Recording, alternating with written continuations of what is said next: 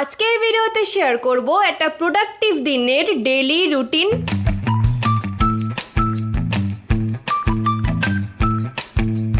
তার সঙ্গে থাকবে আমার জীবনের কিছু স্পেশাল মুহূর্ত।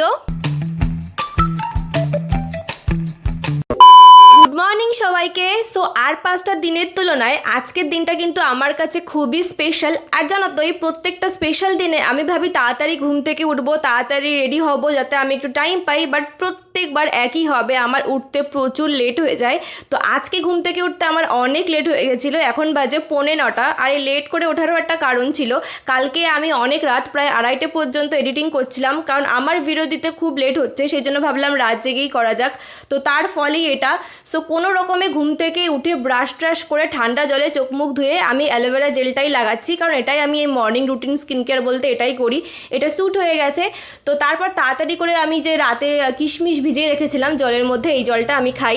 এটা কিন্তু আয়রনের ঘাটতিটাকে কমায়। আমার যত লেটই হোক না কেন উঠতে, বাট আমার যে মর্নিং রুটিন সেটা কিন্তু আমি সবসময় ফলো করি, সে 10 মিনিটের মধ্যে হলেও করি, কারণ এটা আমার একদম অভ্যাস হয়ে গেছে। তো ঘুম থেকে উঠে খালি পেটে জল খাওয়া যে কতটা ইম্পর্টেন্ট, এতদিনে তো যারা আমার ভিডিও দেখো সবাই জেনে গেছো।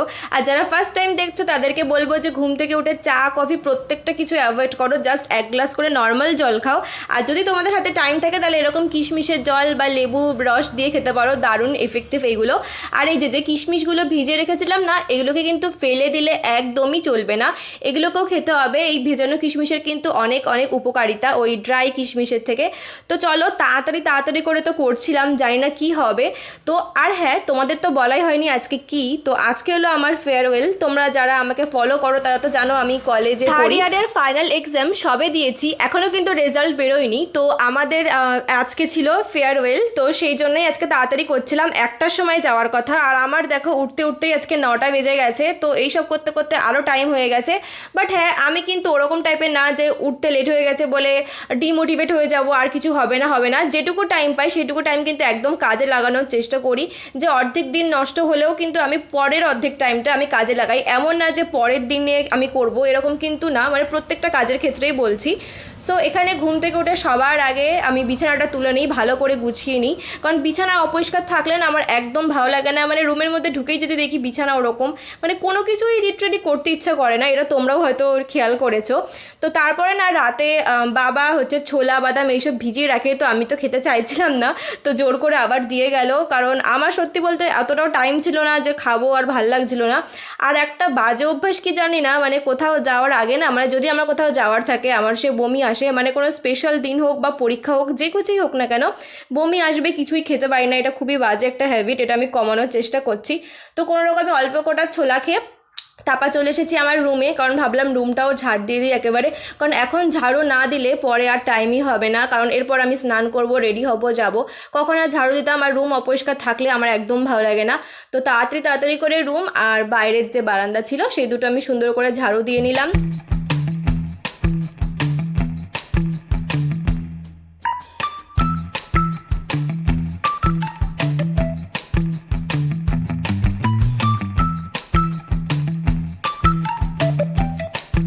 আর আজকে যেহেতু অলরেডি লেট হয়ে গেছে, তো ভাবলাম ঝাড়ু দিয়ে একবারে ব্রেকফাস্ট করে তাই স্নানে যাব, কারণ এখন অলরেডি 10টার কাছে বাজতে যাচ্ছে।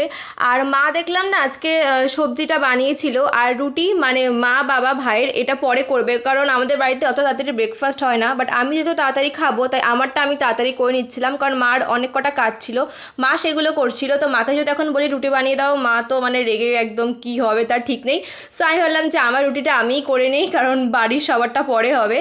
তো এখানে না আমি খুব কিন্তু ভালো রুটি বেলতে পারি না, দেখো কী শেপ হয়েছে, এটা গোল তো একদমই হয়নি, তো তোমরা সেরকম একটা জাজ করো না। মানে আমি খুব প্রপার কিছু না পারলেও করার চেষ্টা করি আর কি, যাতে কোনো কিছু পারবো না এটা যেন আমাকে না শুনতে হয়। আর আমার মনে হয় নিজের কাজ নিজে করতে পারা এর থেকে গর্বের আর কিছুই হয় না। সে যে কাজই হোক না কেন, ছেলে মেয়ে প্রত্যেকের ক্ষেত্রেই বলবো, সে রান্না হয়ে যাক বা অন্য যে কোনো কাজ, মানে এগুলো কিন্তু একটা স্কিল। তো স্কিল ডেভেলপমেন্ট করা, নতুন কিছু শেখা খুবই দরকার। আর নিজের কাজ কিন্তু সবসময় অন্য কেউ করে দেবে না। আচ্ছা চলো, অনেক জ্ঞান দিয়ে ফেলেছি। তো রুটি বানাতে বানাতে আমি তোমাদের কয়েকজনের নাম নেব যারা রেগুলার আমাকে কমেন্ট করেছিলে আর পুরো আমার কমেন্ট বক্স ভর্তি করে দিয়েছো তোমাদের নাম নিচ্ছি না বলে। তো অনেকে তো লিটারালি রেগেও যাচ্ছে, তো দেখো রেগে যেও না, তোমাদের যাদের নাম সামনে আসে আমি তাদের নামটাই নিই। তো এখানে না রুটি বানানো একদম কমপ্লিট। তো আমি মা যে সবজিটা বানিয়েছিল খেতে ভালো না লাগলেও নিতে হয়েছে, কারণ সবজি খাওয়া ভীষণই ইম্পর্ট্যান্ট। আর আমার না মানে ওরকম না যে এটা খাবো না ওটা খাবো না, সব কিছুই খাই অল্প অল্প করে। তো চলো আজকে মোট আমি 16 জনের নাম নেব। চলো ব্রেকফাস্ট করতে করতেই নামগুলো নিয়ে নিই। তো সবার প্রথমে সাদিয়া খাতুন, সুপ্রিয়া ফ্রম নবদ্বীপ, পূজা, অনন্যা, সীমা, হৈমন্তী বিশ্বাস, জেবিন, অরিত্র, বিকি দাস ফ্রম আসাম। বাকিদের নামটা একটু পরে নিচ্ছি। আর মায়ের কাণ্ড দেখেছো, মানে আমাকে 3টে রুটি দিয়ে গেছে। আমি এমনিই খেতে পারি না কোথাও যাওয়ার আগে, আর 3টে রুটি দিয়ে গেছে। তো কি করে আমি খাবো, এমনিই বমি আসছিল। তো একটা রুটি এই যে সাইড করে দিলাম মা দেখার আগেই। তো এই দুটো যে আমি কত কষ্ট করে খেয়েছি আমি নিজেই জানি। বাট ওই যে ব্রেকফাস্ট না করে বাড়ি থেকে বেরোনো যাবে না, এটা খুবই খারাপ হ্যাবিট। তো ব্রেকফাস্ট সবসময় করে যাওয়াই উচিত যেখানেই যাই না কেন, কারণ এটাই কিন্তু মেন। A few moments তো later. ঝটপট করে ব্রেকফাস্ট করে আমি একেবারে স্নান করে ড্রেস পরে নিয়েছি। আর আমাকে কিন্তু কেউ ভূত ভেবো না, আমি ওই যে লুজ পাউডার হয় না, তো সেই ফেস পাউডারটাই মুখে লাগিয়েছিলাম। মানে ব্লেন্ড করারও টাইম পাইনি, খুব তাড়াতাড়ি করছি। আর মেকআপ বলতে তেমন কিছুই না, জাস্ট একটা ময়শ্চারাইজার লাগিয়েছিলাম আর এই পাউডারটা দিলাম, কারণ গরম যেহেতু মুখটা পুরো অয়েলি হয়ে যাবে। আর লিপস্টিক পরেছি, তো আমার মনে হয় না রেড লিপস্টিক দিলে হয়ে যায় কাজ, আর কিছু করা লাগে না, লুকটাই পুরো চেঞ্জ করে দেয়। তো আমার যখন টাইম থাকে না তখন আমি রেড লিপস্টিক পরিয়ে চুলটা ছেড়ে দিই, ব্যাস হয়ে যায়।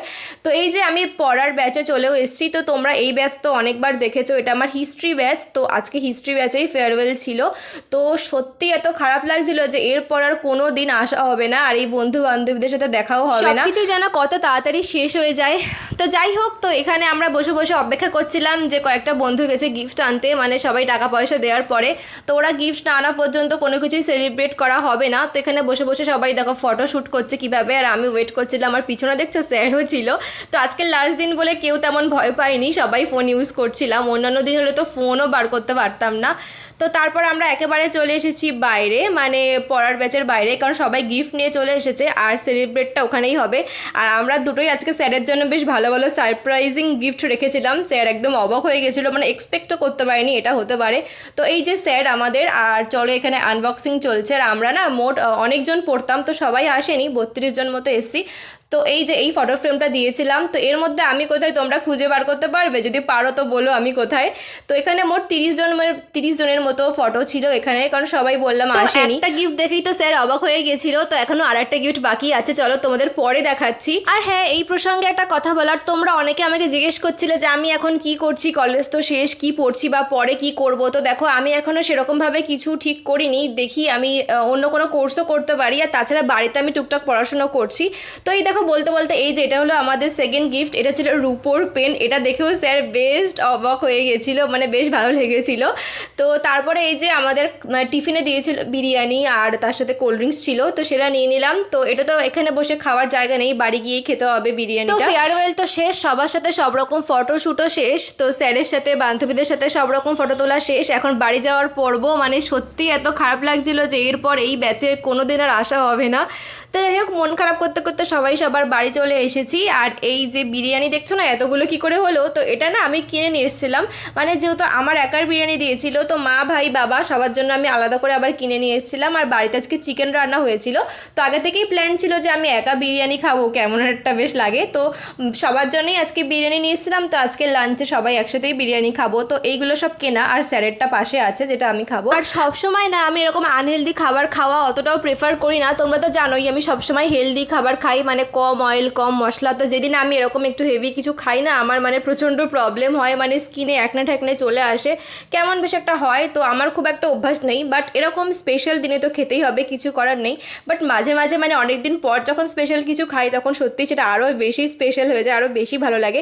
আর বিরিয়ানিটা না খুব ভালো হয়েছিল, বাট ওই ড্রাই বিরিয়ানি না আমি একদমই খেতে পারি না। তাই মাকে বলেছিলাম যে মাংসের ঝোল ঢোল রাখতে, ওইটা দিয়ে আমার বেশি ভালো লাগে। ড্রাই বিরিয়ানি আমি অতটাও ভালো লাগে না খেতে। তো তারপরে আমি খেয়ে দিয়ে একেবারে ঘুমিয়ে পড়েছিলাম। তো এখন ওই 5:30 না 6টার কাছে বাজে, ঘুম থেকে উঠে পড়েছি।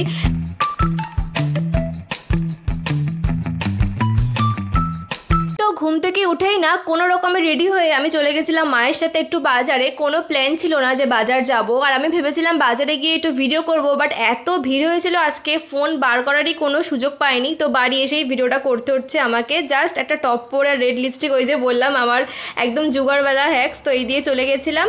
তো একেবারে আমি ড্রেস ফ্রেস চেঞ্জ করে নিলাম। এখন ওই 7:30টার কাছে বেজে গেছে অলরেডি। তো আজকে না সত্যিই অনেক টায়ার্ড, আর আজকে এত বাড়ি থেকে বেরোনো হচ্ছে না, মানে মাথাটা পুরো ধরে গেছিল।